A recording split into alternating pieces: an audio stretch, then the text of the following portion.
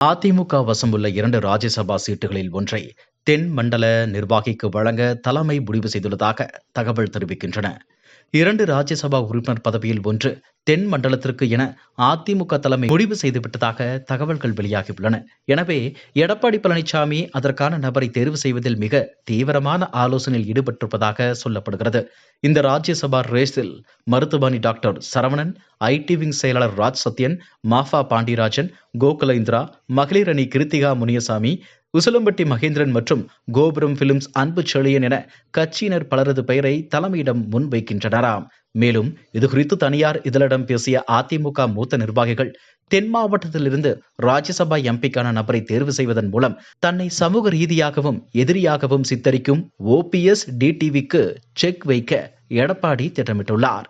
தென் மாவட்டத்தில் உள்ள முக்குளத்தூர் சமுதாய வாக்குகளை நம்பித்தான் ஓபிஎஸ் அரசியல் செய்து வருகிறார். அதனால்தான் ராமநாதபுரம் நாடாளுமன்ற தொகுதியில் சுயேட்சை சின்னத்தில் நின்றும் 2ஆம் இடம் வந்தார் ஓபிஎஸ். புதுக்கோட்டை, திண்டுக்கல், தேனி, மதுரை, சிவகங்கை, ராமநாதபுரம் மற்றும் விருதுநகர் மாவட்ட செயலாளர்களாக முக்குளத்தூர் சமுதாயத்தை சேர்ந்தவர்கள் இருந்தபோதும் கூட, அவர் முதலமைச்சராக இருந்தபோது அமைச்சரவையில் அதிக இடம் கொடுத்த போதும் அந்த சமுதாயத்தினரை எடப்பாடிக்கு எதிராக திருப்பிவிடும் வேலையை ஓபிஎஸ் தொடர்ந்து செய்தார். வடக்கு, மேற்கு, மத்திய மாவட்டங்கள் எடப்பாடி கட்டுப்பாட்டில் உள்ள நிலையில் தென் மாவட்டத்தில் மட்டும்தான் கட்சி நிர்வாகிகள் சலசலப்புடன் இருக்கின்றனர். எனவே தென் மாவட்ட முக்குளத்தூர் சமுதாயத்தை சேர்ந்த நிர்வாகிக்கு ராஜ்யசபா உறுப்பினர் பதவியை வழங்க எடப்பாடி பழனிசாமி முடிவு செய்துள்ளார் என கூறியுள்ளனர்.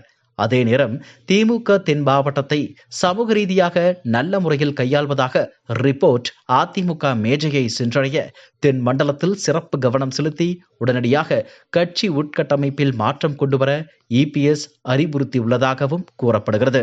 தேர்தல் நெருங்க இன்னும் என்னென்ன மாற்றம் நிகழும் என்பதை பொறுத்திருந்து பார்க்கலாம். இதுபோன்ற செய்திகளை மேலும் தெரிந்து கொள்ள எங்களது யூடியூப், ஃபேஸ்புக் மற்றும் ட்விட்டர் ஆப்களை சப்ஸ்கிரைப் செய்யவும்.